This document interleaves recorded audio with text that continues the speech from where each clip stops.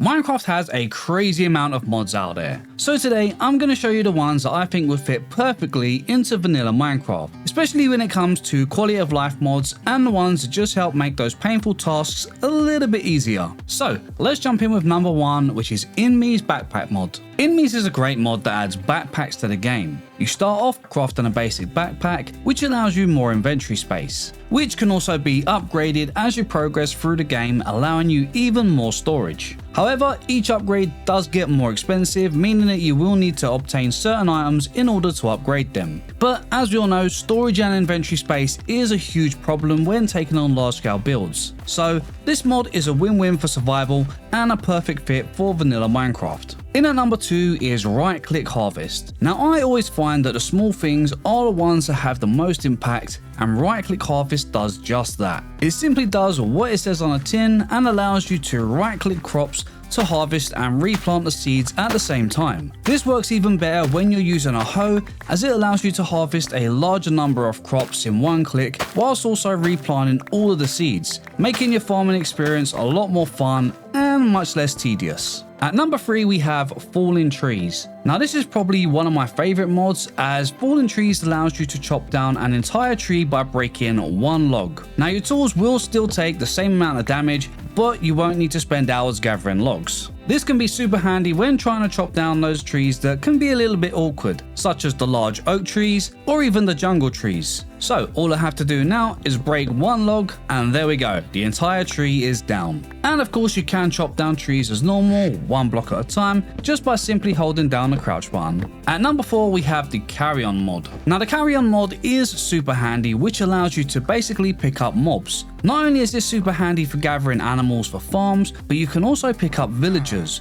which means no more having to get them into boats or buying carts to travel, which we know can be a little bit tricky at times, especially when you're trying to go up terrain. An additional bonus in this mod is that it also allows you to pick up spawners and move them, which means you can make some pretty awesome mob farms. At number 5, animal feeding trough. Now this is a very simple mod that simply adds feeding troughs for animals, meaning that you can automate the breeding process in game. Using the mod itself is very simple. You simply place down a feeding trough in your farm, making sure that you have at least 2 of the same animals. Then you just fill it up with the crop that you would normally use for breeding, and then you can leave them to breed automatically. Just be sure to stop by every now and again to refill it. At number 6, infinite trading. Now this is another great mod which is super simple, but it saves so much time. Now the infinite trading mod simply allows you to continuously trade with villagers without being limited to how many times you can trade and without having to wait for them to restock. This means that you will only ever need one of each villager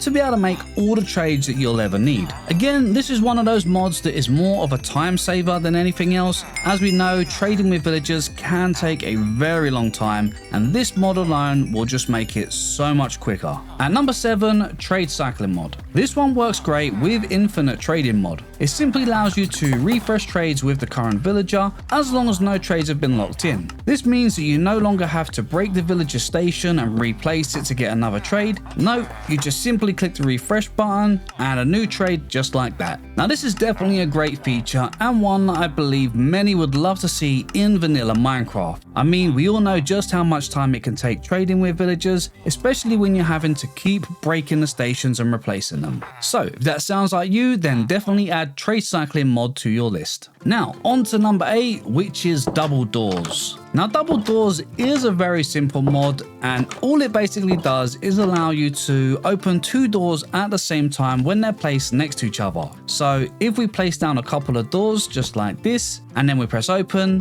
you can see they both open together. Now I know it's a very simple function, but again it's just a small feature that I feel would fit perfectly into vanilla Minecraft, and it's just one of those mods that's just a little bit of a quality of life mod. Just to save you keep double clicking on doors to open 2 of them, you can do it once and they open both together, and again with closing them, same thing. At number 9, leaves be gone. And yet again, this is one of those features that I'm sure many of us would love to see in vanilla Minecraft. I mean, who really wants to stand around and wait forever for those leaves to drop? I mean, come on Mojang, do they really need to take that long? Well, with leaves be gone, there is no waiting at all. Simply mine all the logs that are connected to the leaves and bam, the leaves are gone and all the drops are on the floor. Again, it's a very simple mod, but it just saves so much time. And number 10 is trowel. Now, I only came across this mod recently, but man, I wish I'd found this one sooner. So the trowel mod makes texturing builds super easy and super fast. All you need to do is place all the blocks you want to use for a certain part of a build in your hotbar,